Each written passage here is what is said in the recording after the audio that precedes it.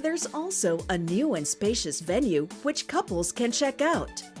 Isa po ngayon sa kinukonsider ng Tagaytay na one of the most booked events venue place ang Lisil's simply because ang ganda ng ino-offer namin package. Kami lang yata ang nag-offer ng pre-ceiling treatment, pre-entrance tunnel, tsaka pre-pool styling.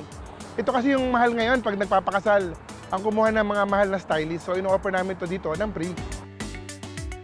Nung araw kasi, ang Tagaytay ay nakilala lang bilang mga elite or sa mga exclusive weddings lang, no? Ang maganda ngayon kasi sa Tagaytay, dahil naging wedding destination talaga to, ang daming nag-o-offer ng magagandang package, hindi lang yung mga mahal, maraming budget-wise na package. Welcome to Lisil's Restaurant and Events Place. So, ito po ang aming mga setup na ginagawa tuwing may wedding. So, ang aming pavilion po ay meron pong capacity na 200 packs po. So, ino-offer po namin ang pre-ceiling treatment, pre-entrance tunnel, and then itong pre-pool styling.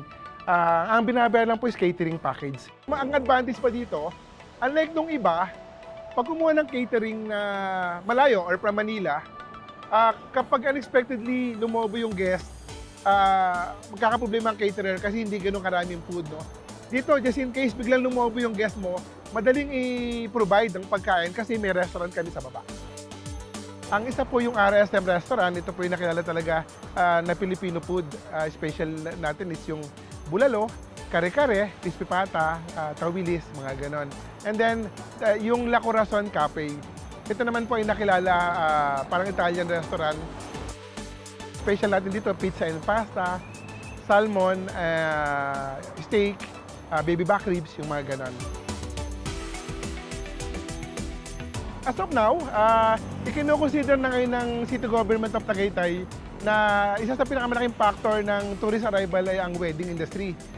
Siyempre, lahat ng magiging guest ng mga weddings, nandiyan yung mag-check-in sa mga hotel or kakain sila sa iba't ibang restaurant after ng event or before the event. Talagang ang mga weddings po ang may kukonsider nating mas humihila sa tourist attraction sa Tagaytay. Isa siguro sa pinakamagandang nangyari din dito sa Tagaytay is magkaroon ng iba't ibang access from Metro Manila yung mga guests natin, ano? So, sobrang laking tulong. Hindi lang naman siguro Tagaytay nakikinabang, no? Sobrang laking tulong sa amin, yung mga bagong kalsada. Tagaytay is no longer for the elite. Even budgeted ang wedding, malaking pong bagay ang Tagaytay. Kaya po namin ibigay yung package kung ano yung budget ng client.